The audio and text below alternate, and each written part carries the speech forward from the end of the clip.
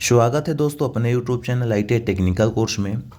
दोस्तों ये electrician theory का पेपर है और फर्स्ट ईयर का पेपर है जो 22 अगस्त 2022 को पेपर हुआ था। 9 बजे से 11 बजे के शिफ्ट में हुआ था।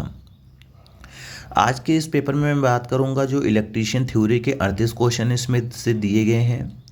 वर्ष ऑफ कैलकुलेशन के 6 क्वेश्चन हैं और इंजीनियरिंग ड्राइंग के 6 क्वेश्चन हैं और एम्प्लॉयबिलिटी स्किल के 25 क्वेश्चन हैं, नहीं 50 नंबर के। दोस्तों ये प्रत्येक क्वेश्चन 2 नंबर के रहते हैं। आइए सबसे पहले इलेक्ट्रीशियन थ्योरी की देख लेते हैं। यानी ट्रेड थ्योरी की यहाँ पे बात किया गया है फर्स्ट ईयर वाले स्टूडेंटों के लिए। देख लेना कि पिछले साल कैसे कैसे क्वेश्चन आया था, कहाँ से सबसे ज़्यादा क्वेश्चन पूछे जाते हैं, ड्राइंग में कितने क्वेश्चन आते हैं, कहाँ से क्वेश्चन ड्राइंग के आए थे, वर्ष ऑफ कैलकुलेशन के क्वेश्चन कैसे आता है, सारी जानकारी आपको मिल जाएगी। आइए सबसे पहले क्वेश्चन पढ़ते हैं। फर्स्ट नंबर क्वेश्चन दिया है कंसील्ड वायरिंग का क्या फ़ायदा है। What is the advantage of concealed wiring. यानी कंसील्ड वायरिंग जो करते हैं तो उसका फ़ायदा क्या है। जिसका करेक्ट आंसर दिया हुआ है नमी से सुरक्षा, प्रोटेक्शन अगेंस्ट मॉइस्चर। यानी जब कंसील्ड वायरिंग करने का मेन फ़ायदा यही होता है कि नमी से सुरक्षा रहती है। सेकंड नंबर क्वेश्चन है, क्वेश्चन दिया है what is the symbol indicate. दोस्तों ये जो सिंबल दिया है किसके लिए दिया है, क्या नाम है सिंबल का, तो आपको इसमें राइट आंसर करना है कि ये रहेगा छत का पंखा। यानी इस प्रकार का जो दिया सिंबल छत के पंखे का सिंबल है। नेक्स्ट क्वेश्चन है वायु संधारित्र का उपयोग किस उपकरण में किया जाता है। दोस्तों जो वायु संधारित्र है इसका जो उपयोग किया जाता है रेडियो रिसीवर में किया जाता है। संधारित्र ने कैपेसिटर होता है, वायु प्रकार के जो कैपेसिटर होता है एयर टाइप का कैपेसिटर वो रेडियो में उपयोग किया जाता है। नेक्स्ट क्वेश्चन है what is the name of the drill bit. दोस्तों ये जो ड्रिल मशीन होती है, ड्रिल मशीन के बिट है, इस ड्रिल बिट का नाम बताना है कि कौन सी प्रकार के ड्रिल बिट है। इसका राइट आंसर होगा टेपर सेंक बिट। यानी इस प्रकार की आपको ये ड्रिल बिट दिखेगी तो आप बता देना टेपर सेंक बिट। मैंने पहले भी बताया था सारे डायग्राम के साथ पढ़ना, सिंबल आते हैं, पहचानने के लिए टूल्स आते हैं। नेक्स्ट क्वेश्चन 5वां नंबर दिया है व्हाट इज़ द, मतलब इस औजार का नाम बताना है। औजार क्या है तो आपको बताना है आंतरिक कैलीपर। दोस्तों ये जो दिख रहा है ये आंतरिक कैलीपर है, इंटरनल कैलीपर इस औजार का नाम है। तो इस प्रकार के नाम और टूल्स देख के जाना। नेक्स्ट है कौन सा रिले एसी और डीसी दोनों पर संचालित किया जा सकता है। दोस्तों जो रिले होता है तो जो इम्पल्स रिले होता है, आवेग रिले जो होता है एसी और डीसी दोनों सप्लाई पर वो कार्य करता है। ध्यान से आप लोग सारे पढ़ के जाना। नेक्स्ट क्वेश्चन है सीसा अम्ल बैटरी में ऋणात्मक प्लेट बनाने हेतु कौन सा पदार्थ प्रयोग किया जाता है। सीसा अम्ल को बोलते हैं लेड एसिड। बैटरी में जो नेगेटिव प्लेट होती है उसको बनाने के लिए जो हम लोग उपयोग करते हैं वो स्पंज लेड होता है, यानी स्पंजी सीसा होता है। इसको उपयोग मटेरियल के बनाए जाते हैं ऋणात्मक प्लेट। नेक्स्ट क्वेश्चन है पोर्टेबल उपकरण को संचालित करने के लिए कौन से सहायक उपकरण का उपयोग किया जाता है।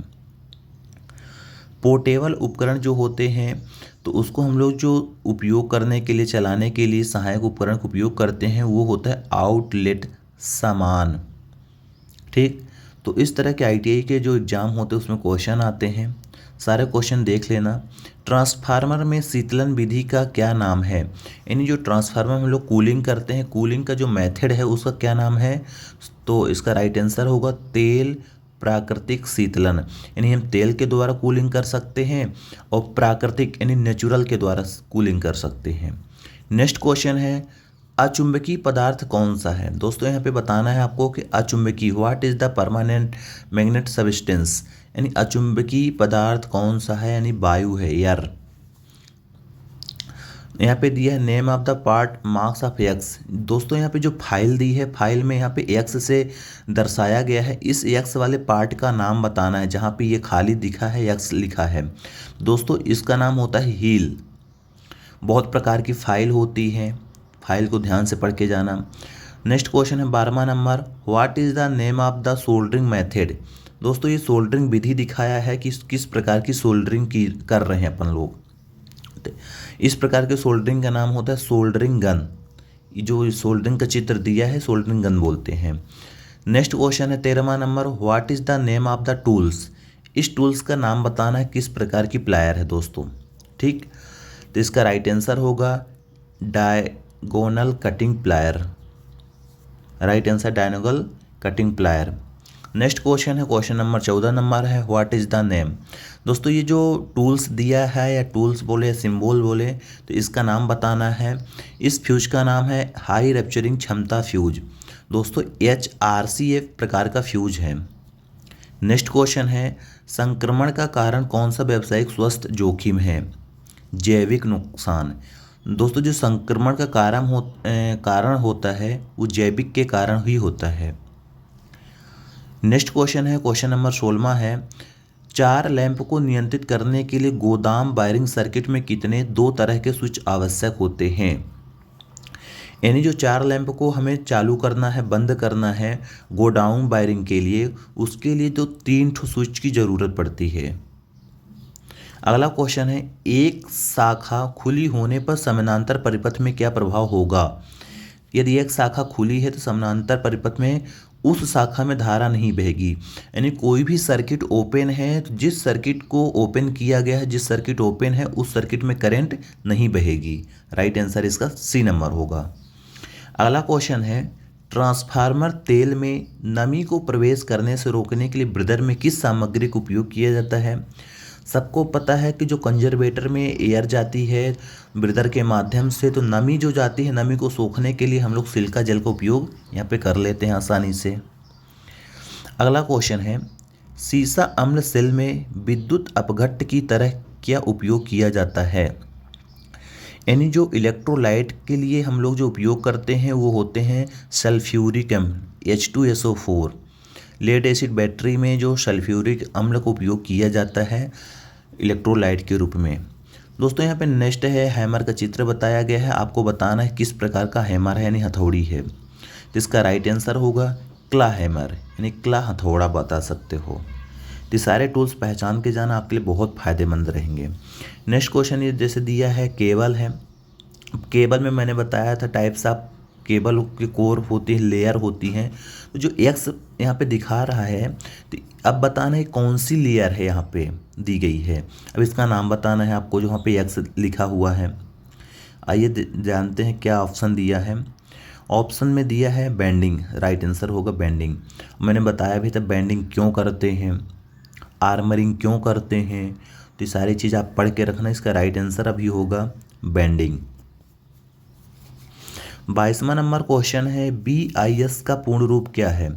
ब्यूरो ऑफ इंडियन स्टैंडर्ड होता है BIS का फुल फॉर्म। नेक्स्ट क्वेश्चन है क्वेश्चन नंबर 23वां है, चुंबकीय वाहक बल की क्या इकाई है। चुंबकीय वाहक बल यानी मैग्नेटिक मोटिव फोर्स की इकाई होती है एम्पियर टर्न। नेक्स्ट क्वेश्चन है, what is the name of the wire joint. दोस्तों ये वायर ज्वाइंट दिखाया गया है, किस प्रकार का वायर ज्वाइंट है, तो इसको बोलते हैं नाटेड टैप ज्वाइंट। अगला क्वेश्चन है, what is the name of the lighting arrester. दोस्तों यहाँ पे लाइटिंग अरेस्टर दिखाया गया है, ये किस प्रकार का लाइटिंग अरेस्टर है, यानी बिजली परिवर्तक का नाम है। इसका राइट आंसर होगा परवलयिक प्रकार। अगला क्वेश्चन है, निम्न में से भौतिक हानि क्या है। यानी भौतिक हानि देखा जाए तो फायर है, यानी आग है। नेक्स्ट क्वेश्चन में चलते हैं, क्वेश्चन नंबर 27, जंक्शन बॉक्स में कौन सा वायर ज्वाइंट पाया जाता है। दोस्तों जो जंक्शन बॉक्स होता है उसमें जो हम लोग वायर ज्वाइंट देते हैं रेल टाइप का देते हैं।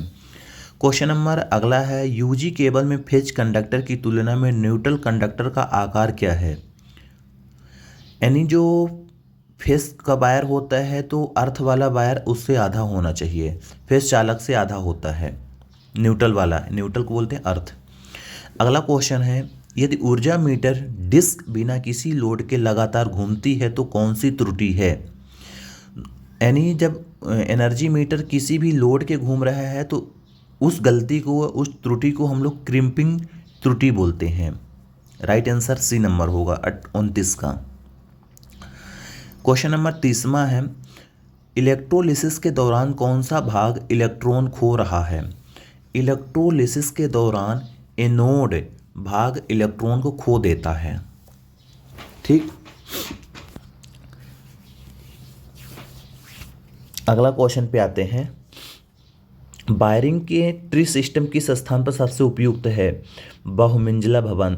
दोस्तों जो वायरिंग का प्रकार होता है उसमें ट्री सिस्टम होता है, जो ट्री सिस्टम होता है बहुमंजिला भवन में उपयोग सबसे ज़्यादा किया जाता है ये वाली विधि में। सीलिंग रोज किस प्रकार का विद्युत उपसाधन है? ठीक दोस्तों, यहाँ पे जो सीलिंग रोज होता है ये निर्गम सामग्री होता है, यानी आउटलेट एसेसरीज होता है। सीलिंग रोज से ही हम लोग फैन का कनेक्शन देते हैं, ट्यूबलाइट का कनेक्शन देते हैं। अगला है 33 नंबर, एसी समानांतर परिपथ में प्रेरकत्व का पारस्परिक क्या है? दोस्तों जो इंडक्टेंस का जो रेसिप्रोकल होता है, यानी विलोम जो होता है ससेप्टेंस होता है। राइट आंसर बी नंबर हो जाएगा। नेक्स्ट क्वेश्चन पे चलते हैं 34 नंबर पे, चल कुंडली उपकरण में डैम्पिंग बल क्यों आवश्यक है? चल कुंडली मूविंग कॉइल इंस्ट्रूमेंट में जो डैम्पिंग बल होता है वो होता है दोलनों को बिना सुई को नियंत्रित करना। यानी जो डैम्पिंग सिस्टम होता है, डैम्पिंग का मतलब ही होता है दोलन के बिना सुई को कंट्रोल करना। Next question, what is the name of the wiring? दोस्तों इस प्रकार की वायरिंग का नाम बताना है, किस प्रकार की ये वायरिंग है। तो ये वायरिंग का नाम है सीढ़ी वायरिंग, ठीक, क्योंकि 2 वे स्विच लगी है। अगला है, what is the name of the conduit accessories? किस प्रकार के कंड्यूट है? कंड्यूट सामग्री का नाम बताना है, तो बताना है इसका नाम, राइट आंसर होगा निरीक्षण बैंड। एल्बो नहीं है, ये बैंड है। अगला क्वेश्चन है, what is the name of the meter? इस वाले मीटर का आपको नाम बताना है, किस प्रकार का मीटर है। Types of metre.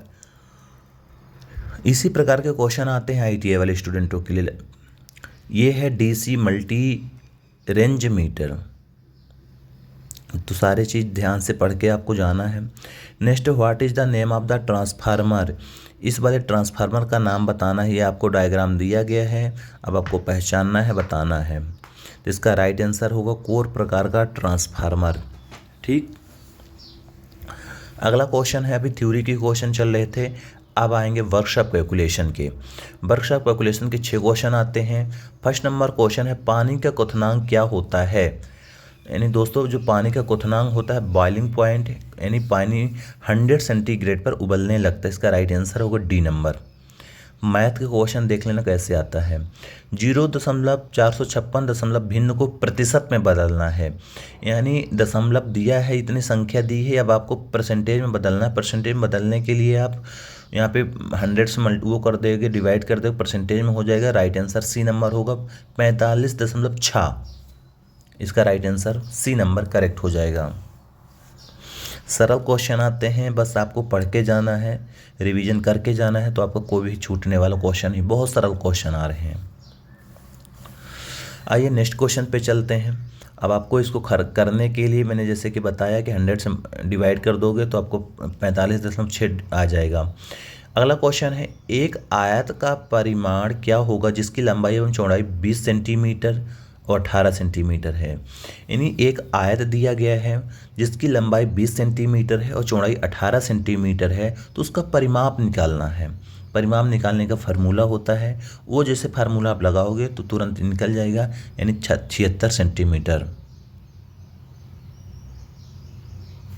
18 × 20 यानी 76। चलो नेक्स्ट क्वेश्चन पे चलते हैं। क्वेश्चन नंबर 3 हो गया, वर्कशॉप कैलकुलेशन का है, और आपको तो ये सब आने चाहिए, छोटे छोटे क्वेश्चन होते हैं, क्योंकि इसकी लंबाई निकालना, चौड़ाई निकालना, परिमाप निकालना आयत की, ऐसे क्वेश्चन पूछते हैं। तो ये संख्या दी गई है, इस संख्या को आपको फाइंड करना है, तभी आपको आ पाएगा। तो ये सब प्रैक्टिस कर लीजिए, तभी वहाँ पे दिक्कत नहीं होगी, नहीं तो आप लोग बोलोगे कि ये तो कहाँ से आया था मैथ का क्वेश्चन, बहुत कठिन आ रहा है। अगला क्वेश्चन, साइन थीटा किसके बराबर होता है? अब आपके पास ऑप्शन रहेंगे, 4 ऑप्शन दिया जाता है, यानी अब आपको बताना है साइन थीटा किसके बराबर होते हैं। अब यहाँ पे राइट आंसर दिया गया है, करेक्ट आंसर चौथा नंबर दिया है। अगला क्वेश्चन में चलते हैं, ऊष्मा की एसआई इकाई क्या है? अब आपको पता होना चाहिए कि ऊष्मा की एसआई इकाई जूल होती है। वर्कशॉप कैलकुलेशन के ओनली 6 क्वेश्चन आते हैं, आप लोग परेशान मत होइए, ऐसे 6 क्वेश्चन कहीं ना कहीं से दे देता है। नेक्स्ट क्वेश्चन दिया था जैसे कि एक वर्ग की भुजा क्या होगी जिसका क्षेत्रफल 625 mm² है। यानी एक वर्ग की भुजा बताना है जिसका क्षेत्रफल दिया 625 mm²।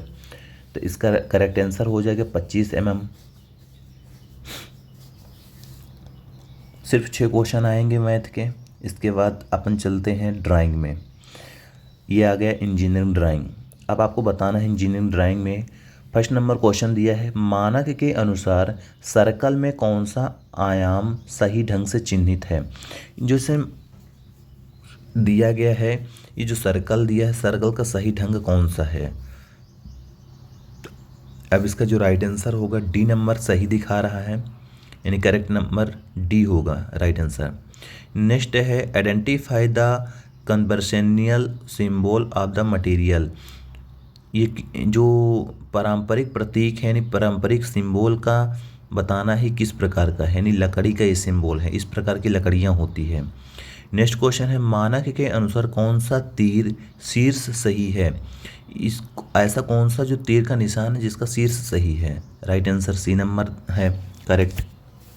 इसी तरह के आपको पढ़ के जाना है सारे सिंबल मैंने जैसे कि बताया था, क्वेश्चन बताया था। अब इस तीर में देख लो डिफरेंस क्या है, डी नंबर में क्या डिफरेंस है, सी नंबर में क्या डिफरेंस है, दोनों में क्या तीर में डिफरेंस है। छोटे छोटे माइनर डिफरेंस के कारण ही क्वेश्चन गलत हो जाते हैं और सही हो जाते हैं। जो लड़का थोड़ा ध्यान से देख लिया डायग्राम को, ध्यान से टिक लगा दिया तो उसका सही निकल जाता है। बहुत से बच्चे हैं तो बोलते हैं ये क्या आ गया, कहाँ से आ गया, ये सिलेबस में था ही नहीं। तो कुछ चीज़ें ऐसे ही आती हैं, ये सब सिलेबस में है। आप बोलोगे तो मैं आपको दिखा भी दूंगा किताब में कहाँ पे रखा हुआ है ये। चलो नेक्स्ट क्वेश्चन पे चलते हैं। अगला क्वेश्चन चौथा नंबर क्वेश्चन है identify the conventional symbol of material. ये जो पारंपरिक सिंबल है तो इस किस मटेरियल का है। अब आपको पहचानना है किस प्रकार का मटेरियल है। ये है ठोस यानी सॉलिड बोल सकते हो, कंक्रीट। नेक्स्ट दिया है यस नहीं IS मानक के अनुसार कौन सा ड्राइंग आयाम सही है। ये प्रोजेक्शन का है। अब इसमें पूछ रहा है कौन सा डायग्राम ये सही है, तो इसका राइट आंसर होगा सी नंबर। इसका right answer correct C number होगा, क्योंकि इसका आयाम मतलब निकाल के डायग्राम प्रोजेक्शन का बता रहा है कि ये सी नंबर इसका सही होगा। नेक्स्ट क्वेश्चन पे आते हैं। नेक्स्ट क्वेश्चन अपन आ जाते हैं छठवां number identify the name of the tools.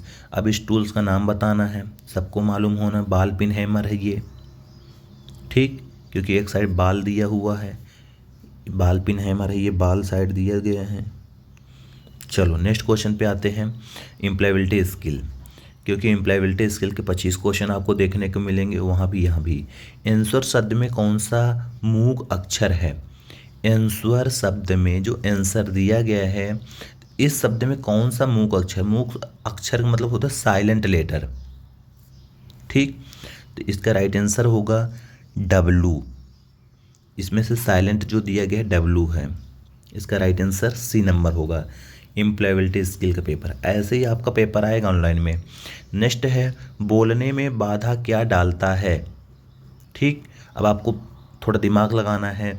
पढ़ने में अनिच्छा, ठीक में सुनाई नहीं देना, यानी घबराहट। जब घबराहट आती है तो बोलने में डर लगता है, ठीक। नेक्स्ट क्वेश्चन जैसे दिया गया है एक प्रोग्राम जो अन्य प्रोग्राम को संशोधित करके उन्हें संक्रमित करता है उसे डैश डैश कहा जाता है, यानी वायरस। ऐसा प्रोग्राम जो अन्य प्रोग्राम को संशोधित करके उन्हें संक्रमित करता है उसे वायरस कहते हैं। वेन यानी शब्द, वेन यानी जाब, समय को दर्शाता है। The bird vane डोंटेस।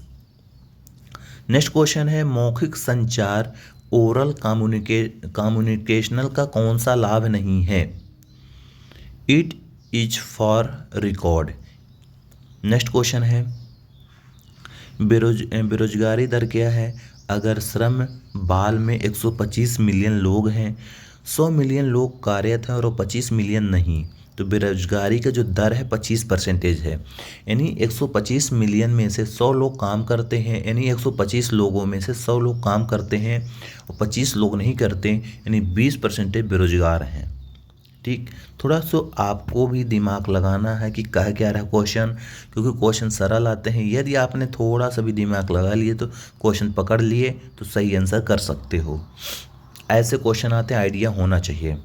मैं सिर्फ आइडिया देने के लिए ही आपके पास इस तरह के क्वेश्चन लाए हैं ताकि आपको पता पड़ जाए, क्योंकि ये ऑफिशियल वेबसाइट के माध्यम से पेपर डाउनलोड किया गया है। ये किसी भी प्रकार के फर्जी पेपर नहीं है। जैसे कि मैंने बताया था कि 125 मिलियन में से आपके जो 100 मिलियन काम कर रहे हैं, 25 मिलियन नहीं कर रहे हैं, यानी 20% आपके बच रहे हैं। यानी 20% लोग के पास अभी भी बेरोजगारी का दर है। यानी अब आपको निकालना कैसे है, 25/125 इंटू 100 कर दोगे तो आपका निकल जाएगा परसेंटेज, क्योंकि कोई भी चीज़ परसेंटेज में निकालना है तो मल्टीप्लाई करना पड़ता है, कोई भी दशमलव का निकालना है तो उसे डिवाइड करना पड़ता है। इतना चीज़ तो आपको मालूम होना चाहिए। ठीक, तो इसका राइट आंसर डी, जैसा कि मैंने पहले बता दिया था। आइए नेक्स्ट पर चलते हैं। SMS भाषा में यह एस एप का क्या अर्थ है? यानी एस एप भाषा में जो एस का अर्थ क्या होता है, अर्थ है यानी फुल फॉर्म पूछा था। PPE का मतलब पर्सनल प्रोटेक्टिव इक्विपमेंट, PPE का फुल फॉर्म। चौथी रो पंक्ति और चौथे कॉलम स्तंभ को सेल एड्रेस क्या होता है? D4। हाँ, ये कंप्यूटर का सवाल है, एक्सेल का है। नेक्स्ट क्वेश्चन है, जांच करने वाले प्रश्न आपकी मदद करते हैं। यानी जांच करने वाले जो प्रश्न होते हैं आपकी मदद करते हैं ग्राहक की विशिष्ट आवश्यकताओं की पहचान करने के लिए। ठीक, नेक्स्ट क्वेश्चन है, विचारों, वस्तुओं और सेवाओं को प्लेटफॉर्म को डैश डैश कहा जाता है? विज्ञापन। इसका करेक्ट आंसर होगा विज्ञापन। जैसे क्वेश्चन दिया है, सफल लोग असफलता को कैसे संभालते हैं? वे अपनी गलतियों से सीखते हैं। यानी जो सफल लोग होते हैं असफलता को कैसे संभालते हैं? वे अपनी गलतियों से सीखते हैं। नेक्स्ट क्वेश्चन है, पब्लिक स्पीकिंग की 3P क्या है? Prepare, practice, perform.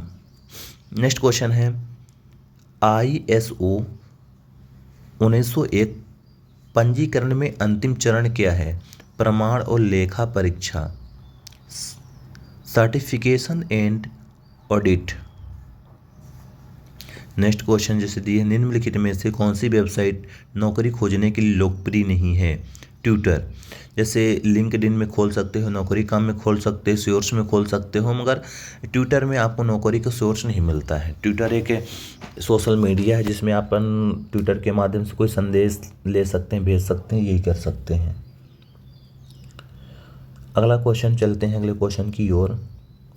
धमाकेदार क्वेश्चन अगला है, कैरियर यात्रा का क्या अर्थ है? इनमें कई कार्य शामिल हैं। कैरियर जो यात्रा है इसमें कई कार्य शामिल रहते हैं। राइट आंसर बी नंबर होगा। नेक्स्ट क्वेश्चन है, सिरी। सिरी किसे कहते हैं? या CRI। सिरी यानी सॉर्टिंग आउट, सॉर्ट आउट करना। नेक्स्ट क्वेश्चन है, किसको पुअर कम्युनिकेशन माना जाता है? संदेश स्पष्ट होना। ठीक, कम्युनिकेशन यानी संदेश स्पष्ट करना। कंप्यूटर नेटवर्क जो एक क्षेत्रीय, राष्ट्रीय या वैश्विक क्षेत्र तक फैला होता है उसे डैश डैश कहा जाता है? बैन। यानी एक राष्ट्रीय एरिया, वैश्विक एरिया तक बैन होता है, वाइड एरिया नेटवर्क होता है कंप्यूटर का।